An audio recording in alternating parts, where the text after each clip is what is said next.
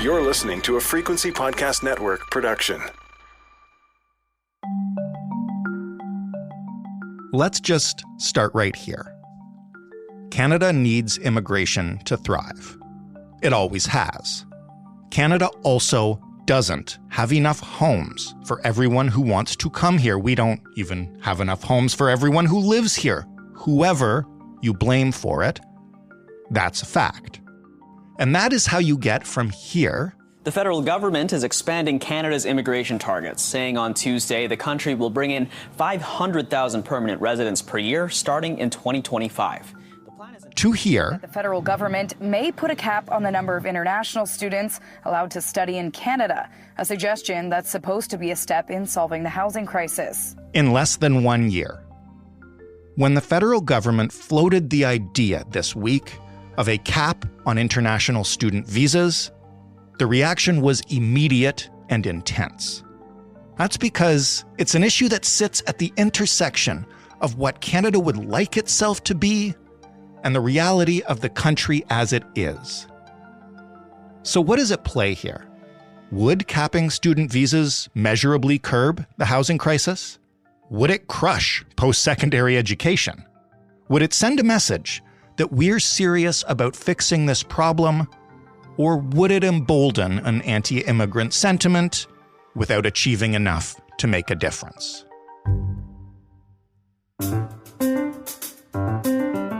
I'm Jordan Heath Rawlings. This is The Big Story.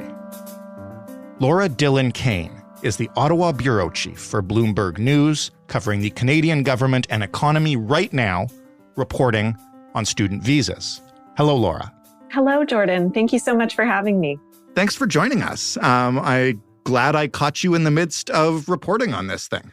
Yes, this issue has certainly come to a head recently. So we're seeing the government speaking about it. We're seeing experts speaking about it and international students speaking out as well. So eager to continue my reporting on it and to talk about it with you a little bit.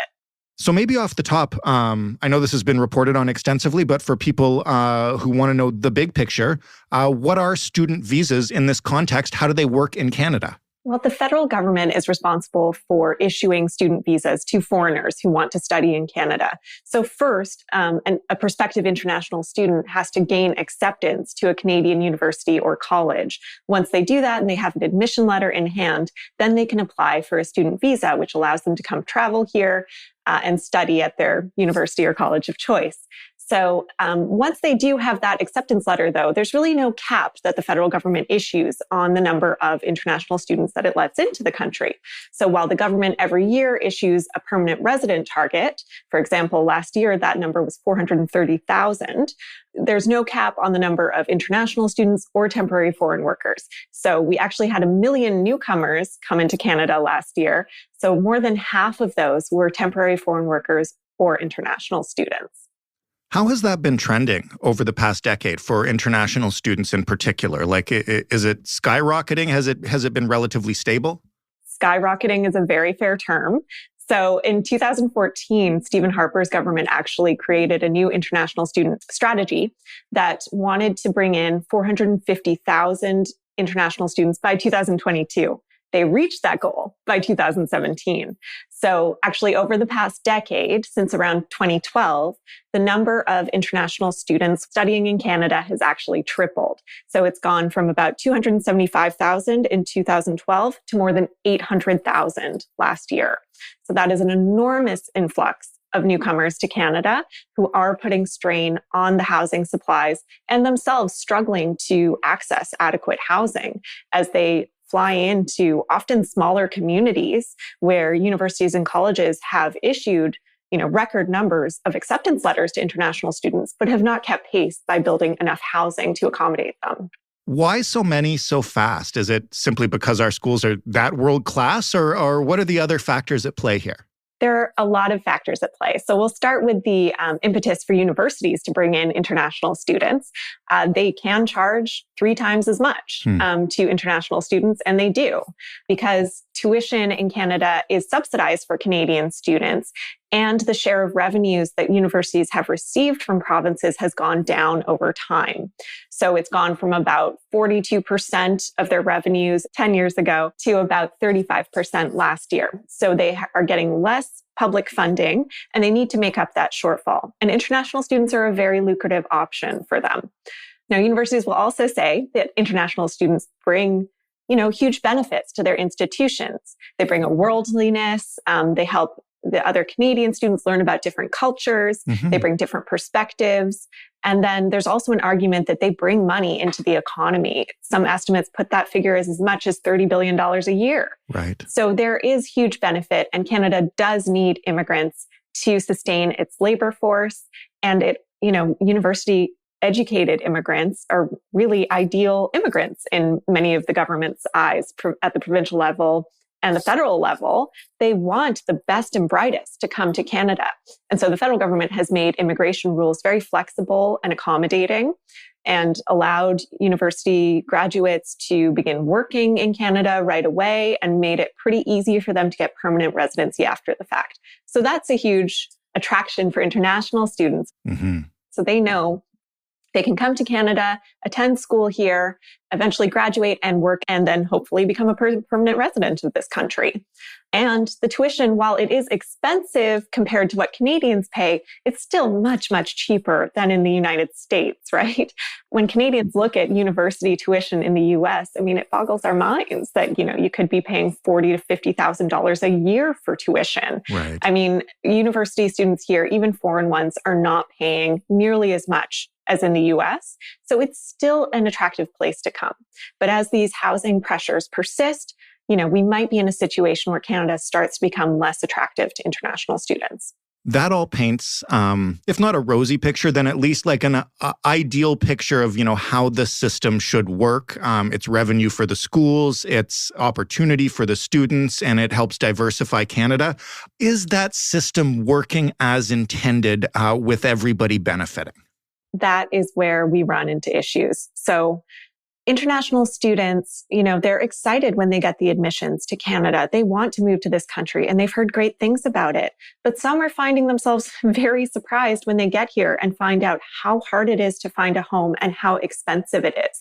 I spoke with a student at Cape Breton University in Sydney, Nova Scotia. He was warned by his friends, from India who had already traveled there. He described it as being hard to survive there. I thought that was a dire way of putting it. But, housing, while it's not astronomical because it is a smaller community, it is really hard to find. The first place he moved into might not have been that expensive. It was about $300 a month, but it was dirty, cramped, really not adequate housing. And now he lives in a place shared with other students where it's, $500 a month, which is much more, it's reasonable rent. But it's harder in small towns to find a job to pay that rent. Right. The transit is also really limited. So we're looking at situations where it's not just the bigger cities that have drawn all these international students, it's smaller communities too. And those communities haven't kept pace. The universities themselves, the colleges themselves, and the communities have not kept pace with building enough housing and infrastructure to bring in such a massive influx of students. And in this community in Sydney, Nova Scotia in particular, this sort of Indian diaspora sort of emerged overnight. It wasn't a community that had a lot of Indian people. And so all of a sudden you're bringing in a huge Indian population. There was no Sikh Gurdwara for them to go. So they established their own. And then that temple became sort of an ad hoc shelter for international students. When they would arrive, they would sleep in this religious temple while they tried to find housing. And so that's sort of the experience that international students have found themselves having. For the rest of the population, for Canadians, this massive influx of demand on the housing market has driven up both rentals and home prices. So the impact on rentals is obvious. There's really limited supply and everybody's competing. And then for home prices, we are seeing in some sort of Southwest Ontario communities like London, Kitchener, Waterloo, there is a lot of housing that would sort of be ideal for first-time home buyers, sort of smaller single-family homes in these communities that really shouldn't be incredibly expensive. Someplace like Kitchener shouldn't be rivaling Toronto in terms of prices. And it's not, but it's still quite unhinged from local incomes because sort of these single family homes are being snapped up by investors and divided into rentals for students rather than being available housing stock for young families. So the whole system, it's added immense pressure. It's made it harder for Canadians to buy homes or afford rent. And then the international students themselves are finding themselves not well served by the communities that they're moving to. Thank you, by the way, for the perfect context of the situation as it stands. And this kind of all came to a head this week, I guess, at a cabinet retreat for the federal government in PEI. Can you kind of run through what the government has said about the future of student visas? And maybe we'll talk about the reaction to that in a minute. That's right. So there has been increasing pressure on the federal government to do something about housing affordability. And that's come from Canadians themselves, as well as Pierre Poilievre, the leader of the Conservative Party. He has laid the blame for the housing affordability issue at Prime Minister Justin Trudeau's feet. And earlier this summer, Trudeau said something that wound up being very controversial, which is that he said, housing is not a primary federal responsibility, but we can help and we can do more. Now, people really seized on that statement. It's not necessarily untrue. We can certainly argue that the federal government can and must do more, but everybody plays a role in improving housing affordability. And I'm just providing that context because there are certain things that the federal government can do to impact housing affordability. And one of the major levers they have is on supply. So they can reduce the number of immigrants coming into the country, competing for housing and driving up prices. So that's where the foreign student picture comes in, because since there's no cap on foreign students, that's really sort of an uncontrolled influx of supply into this country. And we've seen how dramatically the program has grown in recent years. So that's why Housing Minister Sean Fraser, a new housing minister, I might add, a very well-spoken one, a rising star in cabinet, sort of signaling that Trudeau realizes this issue is a vulnerability for him, that he picked this excellent minister to lead this file. So he said this week at the cabinet retreat that certainly his government would consider imposing a cap on international students, that's one thing that it could do that would have some relatively short-term impact on affordability. The reaction was mixed. I think housing experts see this as something that the government could and should do. However, provinces and universities were less keen on this. I heard from Universities Canada that they were very concerned about this. They believe that international students bring a wealth of experience to their classrooms and that, any cap needs to be worked with closely with governments. Are they really concerned about a wealth of experience, or is it like a huge revenue stream are we talking about here? Right. Is it their wealth they're more concerned with? Yeah, I think universities and colleges would point to declining provincial revenue as the source of the problem, that if there's going to be any kind of cap imposed, that public funding for universities needs to increase, because they say, in a sense, they have to find the revenue somewhere. And if they're not allowed to charge domestic students more, which they're not, particularly in Ontario, there's been a tuition freeze as well as a 10% drop in domestic tuition. Although there are some exceptions to that at certain levels of schooling. But I think it's fair to say they're concerned about the revenue drop, but they would probably argue that they need that revenue to continue providing schooling to Canadians. And so Quebec as well was concerned about it. Provinces that want to bring in immigrants, and particularly Quebec wants to bring in Francophone immigrants. They don't like the idea of imposing a cap on this stream of immigrants who are, going to be highly educated, good workers who are beneficial to the economy. So it's a tricky one. It's a difficult balance to reach. Can the provinces or the schools really do anything here, or is this something the government can impose unilaterally and they have to live with it if the feds make that call? I don't expect the federal government would do that. Technically, they could. The federal government is the one that issues the visas, so it could. And the way that Sean Fraser signaled it was that, it was something they were considering, and they'd need to speak with stakeholders about it. So I would expect that they would engage with provinces and with universities and colleges. And one thing I'll just note about the federal government's approach is that they've been raising concerns about private colleges, in particular career colleges, perhaps exploiting international students. Mm-hmm. So I think that's one area that they might look into. We might see them imposing some caps on those particular institutions, or working with provinces to crack down a little bit on those institutions.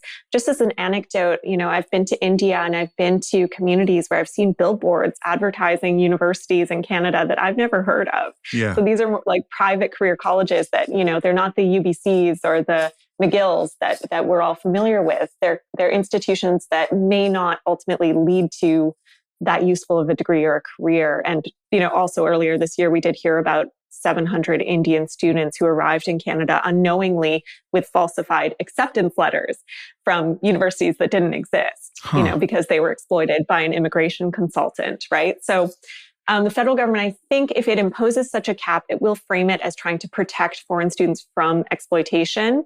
And then I'll just add, at Prime Minister Justin Trudeau's closing news conference yesterday, he sort of signaled that he was less open to a cap than his ministers. I mean, he said we need to be very careful about blaming anyone in particular for the housing crisis. That he said, first it was foreign buyers who were to blame, then it was developers, and now we're hearing about international students. So the Liberal government has this fine line to walk where, yes, they do have power over an important lever on supply, but Canada is still generally a really pro-immigrant country, and they really want to avoid being seen as xenophobic. And in fact, that's a brush they'd rather paint their conservative rival with. It's a tricky one for Trudeau, who, really started out his tenure as prime minister as being extremely pro-immigrant. And, we all remember him hugging Syrian refugees in airports. That is his brand. That's the last thing that I wanted to talk to you about, which is the optics of this potential move. I mean, you didn't hear it, but I played a clip in the intro of the government raising their immigration goals to 500,000 by 2025. Like, that's a really ambitious target. And then have they said anything about how those goals and the potential cap on international students can coexist? Right. I mean, they are not going to back down from that immigration target. I do not see it happening. We spoke with Immigration Minister Mark Miller relatively recently about that, and he said absolutely not. Okay. Canada needs that labor. It's true. We do need that labor. Our economy desperately needs it. Our workforce is aging. We have so many baby boomers retiring out of their careers. And, they unfortunately didn't have enough babies. And millennials are also not having enough kids to sustain our population and our economy. So we desperately do need that labor. And business groups are really pushing for that as well. So I don't see them backing down from that target. I think a foreign student cap, a sensible one, could be one way to go about it. And I think that they may be able to avoid that xenophobic paintbrush, that they're fearful of, if it was just a common sense one that was, just not having it be completely uncontrolled and having, more than 800,000 students in Canada as of the end of last year, compared with 275,000 a decade earlier. But it is a tricky one because, like I said, Canada is a pro-immigrant country, and the Conservatives are also not banging on their door saying that we need to reduce the number of immigrants. Really, no party is calling for that other than Maxime Bernier's People's Party, which is a fringe party at this point. But is there concern that this move could give more credence to those types of views? Because, I mean, frankly, we've covered the housing crisis a ton. That's what I worry about. I think that the Liberal government is very concerned about that. And that's sort of what Justin Trudeau was saying the other day when he said, let's not blame immigrants for the housing crisis. And I think it's just a really tough one because I think we might be coming to a point where Canadians are going to start to be a little more anti-immigrant than we've seen in the past, just because our housing stock has not kept pace. And of course, it's not the fault of any of the newcomers coming to the country that there isn't enough housing. They're the ones who are also really struggling once they arrive with trying to find housing and to afford housing. Mm-hmm. But as the government has so aggressively increased immigration targets and various levels of government have failed to keep pace with building new housing, that might set the stage for more of an anti-immigrant turn in Canada. And I think government officials are very worried about that. That's not something they want to see. They don't want that to become part of Canada's identity at home or abroad. And so it's a really tricky one. It just is. I don't know how they're going to navigate it, but we are seeing in polling, some Canadians think it's time to reduce those immigration targets. We did find a majority of Canadians felt that the immigration targets that we've set will have a negative impact on housing affordability in a recent poll that Nanos Research did for us. And, increasingly, Canadians are telling pollsters that they would vote for someone who would lower immigration targets. I believe David Coletto of Abacus Data had a poll that showed that as well. That's quite a shift for Canada. It is a huge shift. And it's interesting, again, to look back over Prime Minister Trudeau's tenure and to think about how he was elected on a wave of sort of pro-refugee sentiment, at the sort of height of the Syrian war. Canadians were feeling, pretty generous, and, we felt a lot of responsibility to Syrian refugees and to people fleeing war, and we wanted to see them helped to find a new life in Canada. But now, 8 years later, we are struggling with, just not enough housing, soaring prices, soaring rents, a healthcare system that is frankly crumbling, infrastructure that just can't keep up. And the tides just might be turning towards more of a conservative view on immigration, that perhaps it's time to just curb the supply a little bit while we get our house in order. Last question. Do we have a timeline for this? When will we know if the government plans to act on this or not? They have not said. So really at this point, it's something that they've floated as something they're seriously considering, but they have not said whether there's any timeline for sort of stakeholder meetings or analysis. So we just don't know. We'll have to keep watching. But I will say the Trudeau government clearly knows it needs to do something about housing affordability, and it needs to be seen to be doing something quickly, even though that's not necessarily how building housing supply works. It's not something that can be done overnight, obviously. Again, the fact that Sean Fraser was moved into this role in a recent cabinet shuffle, the fact that the cabinet retreat this week was so focused on this issue really shows that Poilievre's attacks and the sort of general mood of Canadians is really having an impact on Justin Trudeau's government. And so when the fall session starts later in September, I think we will see a really strong focus on housing affordability pretty much every day in question period. And then with the fall economic statement coming sometime around November, so that's an annual budget update that sort of outlines some fresh priorities and where some money is being allocated, I think that's going to have a huge housing focus. So whether or not there is ultimately a cap imposed on international students, expect the Liberal government to be continuing to focus really strongly on housing. And, they hope that they can recapture some voters that they think they've lost, especially young ones, especially millennials who were so essential to getting them elected in the last 3 elections. Mm-hmm. If they lose them, it will be very dire for their government in the next election. Laura, thank you so much for this thorough explanation of a tricky issue. Thank you so much. I really appreciated being here. Laura Dhillon Kane, Ottawa Bureau Chief for Bloomberg News. That was The Big Story. For more, you can head to thebigstorypodcast.ca. You can search for international students on our website, and you'll find previous episodes that have dived into exploitation issues with some of these students. You can also talk to us. We'd love to hear what you think about this, because as I mentioned in the intro, this sits right at the corner of a couple of important issues. So please, as always, feedback welcome. You can find us on Twitter at TheBigStoryFPN. You can email us, hello@thebigstorypodcast.ca. And you can call us and leave a voicemail, 416-935-5935. Joseph Fish is the lead producer of The Big Story. Robin Simon is also a producer. Ryan Clark leads our sound design team.